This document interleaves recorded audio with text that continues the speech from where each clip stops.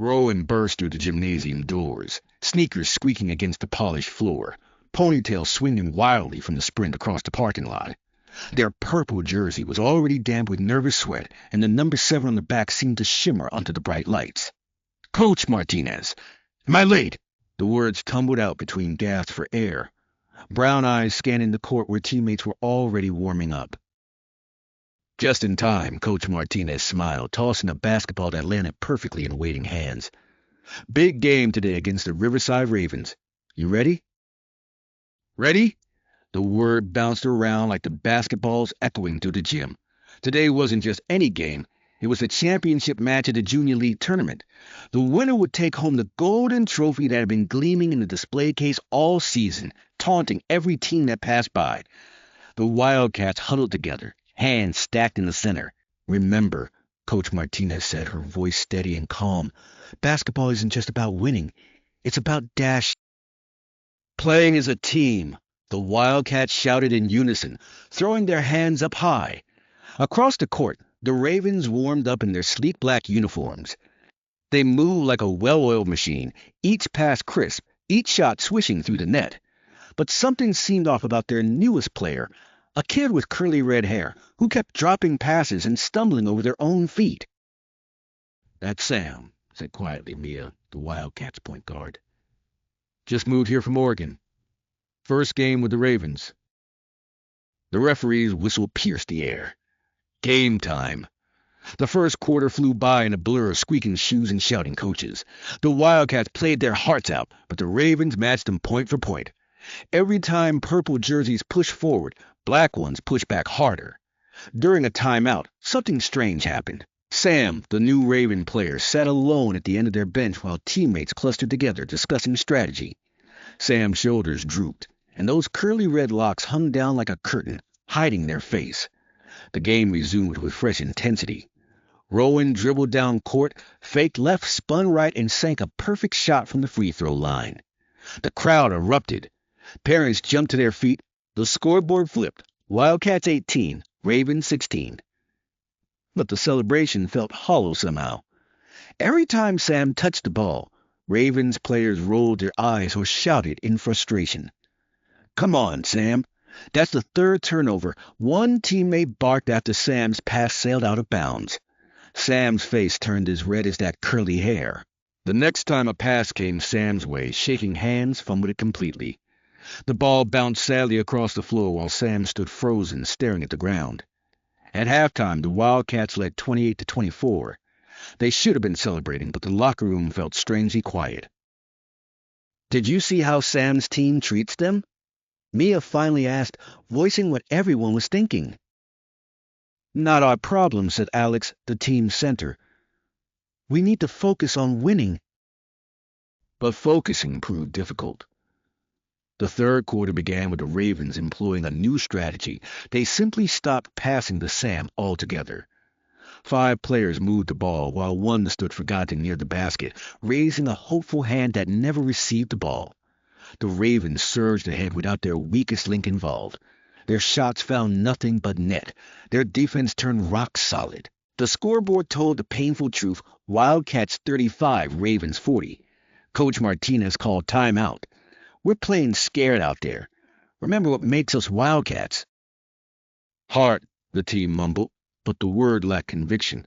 The fourth quarter started with only 6 minutes left to save their championship dreams. The Ravens' lead stretched to 8 points. 10 points. Sam hadn't touched the ball in nearly 15 minutes.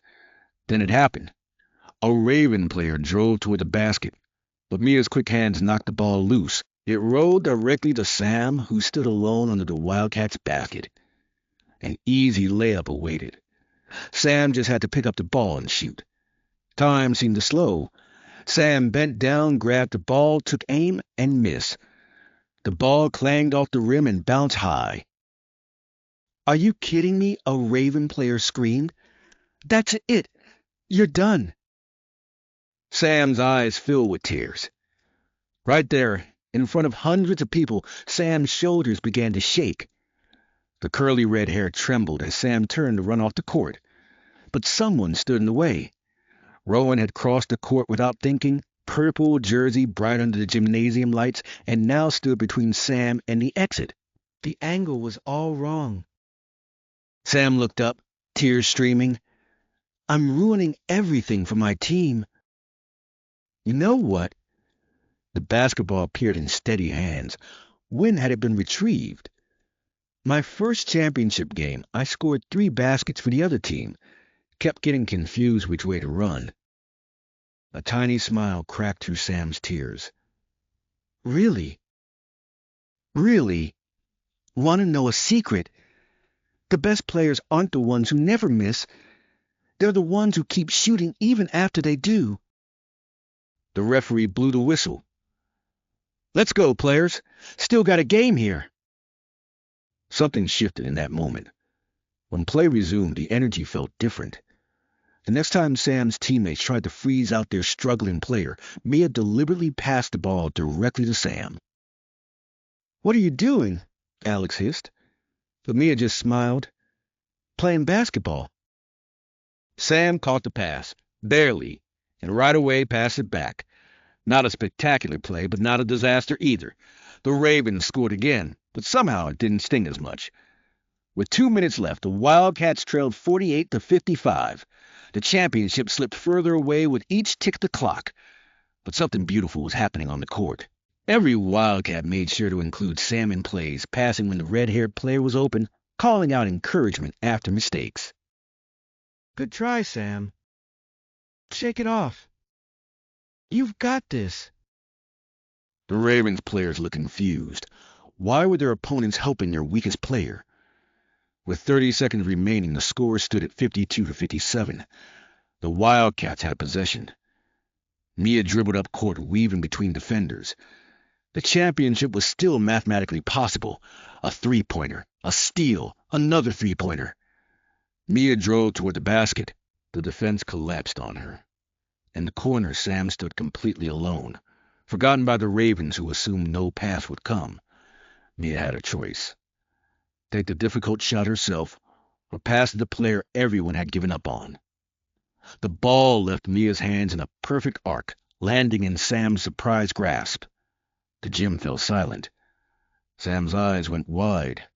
The basket loomed ahead undefended. Sam shot. The ball sailed through the air, spinning backward, arcing high. Swish. The crowd exploded. Sam's first basket of the game. The Ravens called timeout, fury and confusion mixing on their faces. The scoreboard read 54-57. 20 seconds left. The Ravens inbounded, trying to run out the clock. But the Wildcats played with renewed energy, forcing a turnover with 10 seconds remaining. Alex grabbed the loose ball, pivoted, and launched a desperation three-pointer as the buzzer sounded. The ball hit the rim, bounced up, hit the rim again, and fell out. Final score, Wildcats 54, Ravens 57. The Ravens celebrated, hoisting their trophy high, champions at last. But the strangest thing happened. The crowd's biggest cheers weren't for the winners. Sam, Sam, Sam, they chanted, applauding the player who'd only scored once but had shown more courage than anyone else on the court. The Wildcats gathered their silver second-place medals, but nobody looked sad. They surrounded Sam, who stood bewildered in the center of their circle. You're pretty good when someone actually passes to you, Mia grinned. Want to practice with us tomorrow? Alex offered. We play pickup games every Saturday at the park. Sam's eyes widened. But I'm on the Ravens, and I made you lose the championship. You didn't make us lose, came a firm voice. Rowan stepped forward, silver medal catching the light. You helped us remember why we play, not just to win trophies, but to lift each other up. That's worth more than gold. Coach Martinez watched from nearby, tears in her eyes. She'd been about to give the team a speech about good sportsmanship, but they'd already learned the lesson on their own. Sam's Ravens teammates finally approached, looking uncomfortable. Hey, Sam. We're sorry about, getting so mad. You played your heart out, their captain admitted. That takes guts. As the teams mixed together, sharing high fives and making plans for summer basketball camp, the janitor began switching off the lights. The golden championship trophy gleamed one last time before darkness claimed it. Outside the gym, parents waited with proud smiles. "I'm sorry you didn't win, sweetheart," one mother said. But her daughter just grinned, silver medals swinging from her neck. "We did win, Mom, just not the way we expected." The parking lot slowly emptied as families headed home. Sam walked with the Ravens but kept turning back to wave at the new friends in purple jerseys. Tomorrow would bring more games, more chances to win or lose, but tonight had taught them something more valuable than any trophy. Sometimes the greatest victories happen when you choose kindness over competition, when you pass the ball to someone who needs it more than you need the glory. The gymnasium stood dark and quiet, holding the echoes of squeaking shoes and cheering crowds. Inside, two team photos would soon hang on the Hall of Fame wall, the Ravens with their golden trophy, and the Wildcats with their arms around the curly-haired player in a black jersey, everyone smiling like they'd won the greatest prize of all, because in a way, they had. Monday morning brought a surprise. The local newspaper ran a full-page story about the championship game, but the headline didn't focus on the Ravens' victory. Instead, it read, "Young athletes show true sportsmanship when winning means lifting others up." The article featured a photo of that incredible moment, Mia passing to Sam, choosing compassion over competition. It quoted parents, coaches, and players from both teams all saying the same thing. They'd witnessed something special that night. At school, kids who hadn't even been at the game stopped to talk about it. "Is it true you guys helped the other team's player?" they asked in amazement. The Wildcats just smiled and shrugged. It hadn't felt like a big deal at the time. It just felt right. That afternoon, something even more surprising happened. Sam showed up at the Wildcats practice wearing an old T-shirt instead of Ravens gear. "Coach Martinez, would it be okay if I practice with you sometimes? The Ravens are great, but..." "But you want to be where people pass you the ball?" Coach finished with a knowing smile. "You're welcome here any time, Sam. That's what teams are really about, having each other's backs." As practice began, with Sam learning the Wildcats' plays and finally getting pass after pass, the assistant coach pulled Coach Martinez aside. "You know, we could have won that game if they played to win instead of helping Sam." Coach Martinez watched her players laughing together, Sam's face bright with joy. They did play to win. They just understood that some victories are bigger than scoreboards. The silver medals hung in bedrooms across town, catching sunlight through windows and serving as daily reminders. Not of the championship that got away, but of the night a group of young athletes discovered that the best plays aren't always the ones that score points. They're the ones that score hearts.